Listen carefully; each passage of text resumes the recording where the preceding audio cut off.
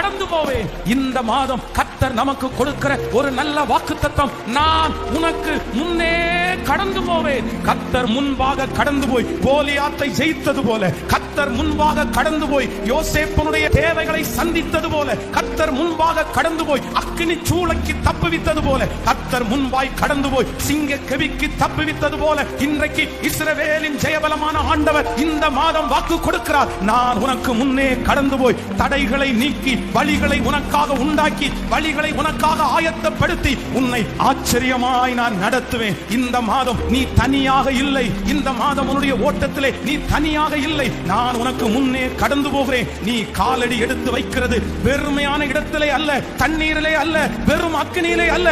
என்னுடைய காலடிக்கு மேல் உன் காலடி இருப்பதனால் இந்த மாதம் நீ வெட்கப்பட்டு போவதே இல்லை. இந்த மாதம் நீர் வாக்கு கொடுத்தபடியே அப்படியே ஆம் என்றும் ஆமேன் என்றும் இருக்கட்டும்.